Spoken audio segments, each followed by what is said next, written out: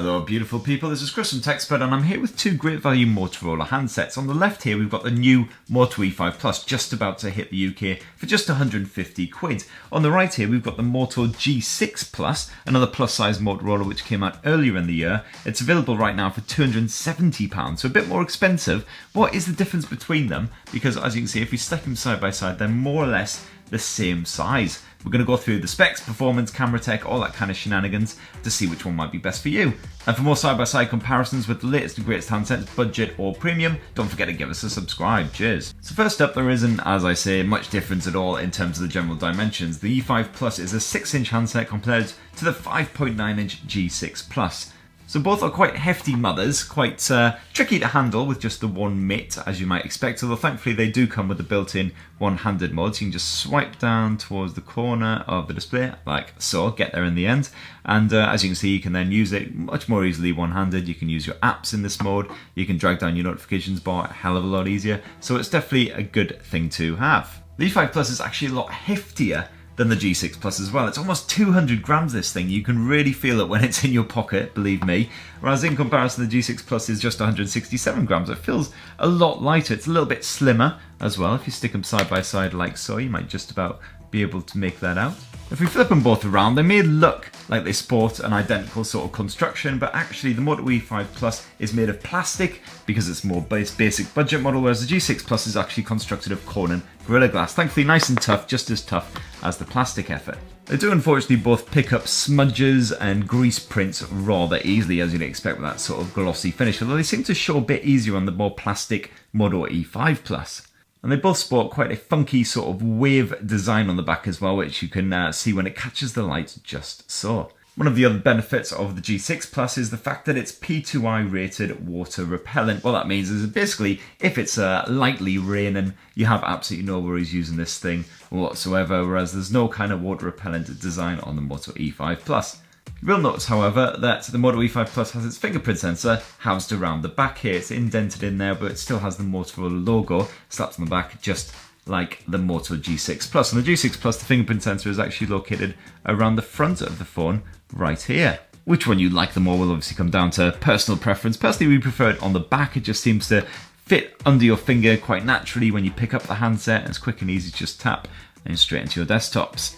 There is a bit of a pause when you tap them. I'll just give them a quick simultaneous tap now. As you can see, the G6 Plus, unsurprisingly, a bit swifter as it does use a slightly faster chipset. You tend to be hanging around sort of half a second to a second on the E5 Plus before it finally ticks in.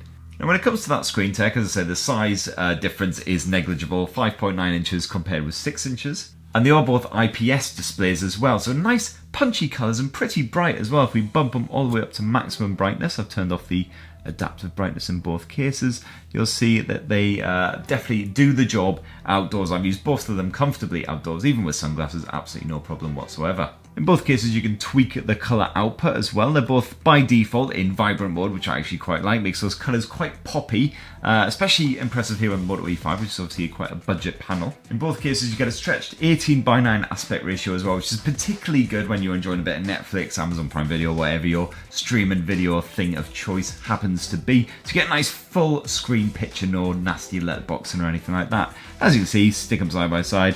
Colour punchiness, all that kind of stuff is great. Sharpness as well. The Moto G6 Plus is actually slightly sharper. It's a full HD Plus compared with the HD Plus Moto E5 Plus. There's a lot of plussing going on in there. I'm apologising for that. But to be honest, stick them side by side, get it nice and close. You'll just about notice the difference if you're comparing them directly. Otherwise, the Moto E5 Plus does a perfectly fine job for enjoying a bit of high-def video on the go. Now, in both cases, it's run a nice clean version of Android as well, Android Oreo. So as you can see here, version 8.0.0 in both cases, and it's a nice vanilla version, so what that means is basically both of these handsets should get updated to the latest version of Android, nice and timely, and the latest security updates and all that kind of shenanigans as well. You basically get the same features. If you dive into the settings menu, you'll notice there's not really any difference between the two there either. And in both cases, you do get Motorola's Moto app. However, this is slightly more advanced in the case of the Moto G6 Plus. So we dive on into the features. As you can see here, there are a couple of bonus options here on the G6 Plus, which you don't get on the E5 Plus.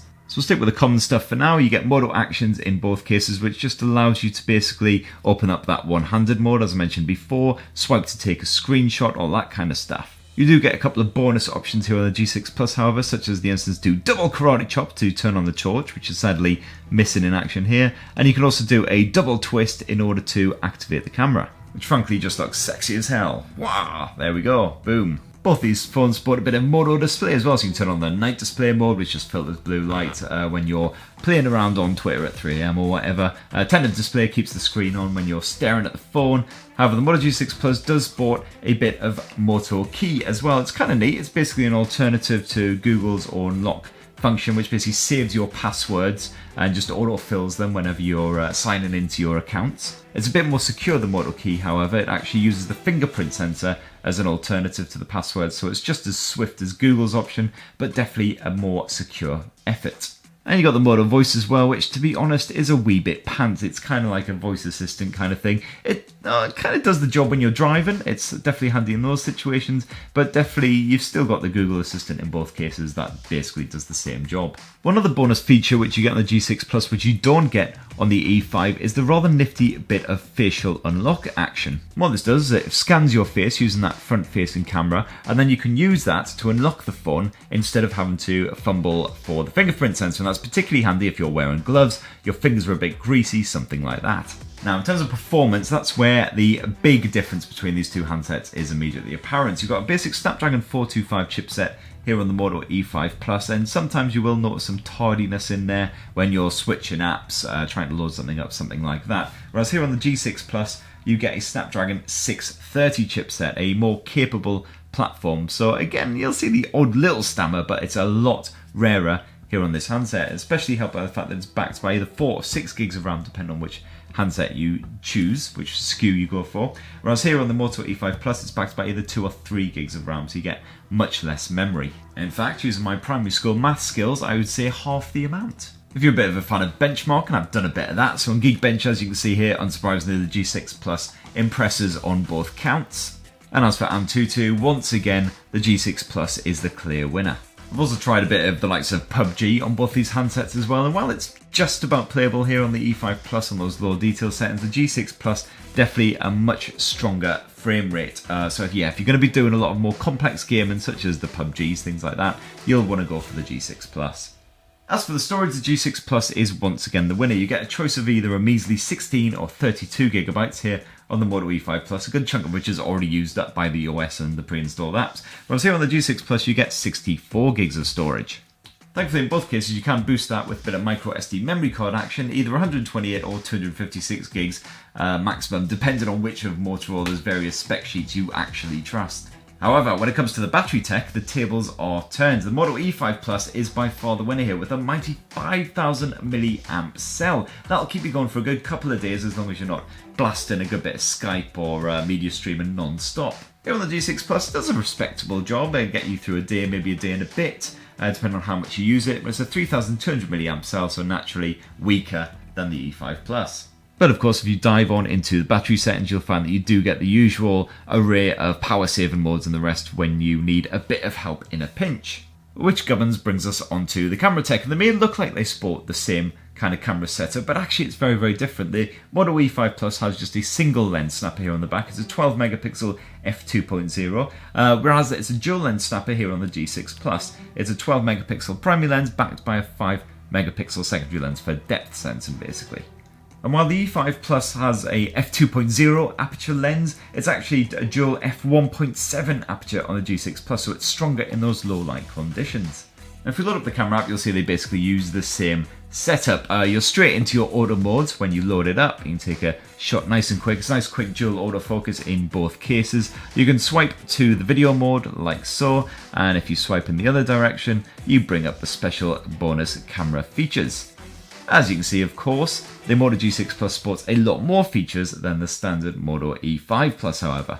One of the main things, of course, is the fact that you've got that dual lens setup, so that means you've got a portrait mode here on the G6 Plus, which just allows you to blur out the background on any shots you take of a person, and that just helps them to stand out, makes them look really cool. In terms of everyday photos, you'll notice that side by side there are a few little differences here and there. The G6 Plus is definitely stronger, especially in those low light conditions. It's also better in those HDR situations as well, where you've got a lot of strong light and a lot of darker areas too. On the whole, the E5 Plus stands up pretty well though. You'll get some nice detailed shots for a budget blower. If we dive into the settings, you'll notice that the video setup is a lot stronger on the G6 Plus as well. So the E5 Plus maxes out at full HD resolution footage at 30 frames per second, whereas over here on the G6 Plus you can actually bump that up to 60 frames per second or jump all the way up to 4K Ultra HD. Not too shabby given the price of this thing. Bump it up to 4K and you'll definitely see an improvement in the general detail levels, although the image stabilization is a bit shonky, just as it is at the full HD level on the standard E5 Plus. When it comes to shooting the full HD footage, the G6 Plus definitely does a better job, especially with that image stabilization. It's a lot smoother when you're moving and shooting at the same time. And around the front of both of these phones you also get a decent selfie snapper as well. It's an 8 megapixel in both cases, and in both cases you get the usual beauty mode, gubbins and all of that. And of course you can shoot with a nice bit of LED flash action too. So just turn that on, hit the shutter buttons, cheese, there you go. It'll light up your mug when you're shooting a selfie in a nightclub or whatever. And of course both these phones do have full manual controls as well, whether you're shooting with the selfie cam or with the main standard camera around the back. And that in a nutshell is the differences between the E5 Plus and the G6 Plus. So which one would you go for? Would you save yourself a bit of cash and go for the bigger battery option of the E5 Plus? Or are you all about speed and some sexy camera tech? Would you go and spend that extra cash on the G6 Plus? Let us know in the comments down below. Thanks for watching everyone. Love you. Bye.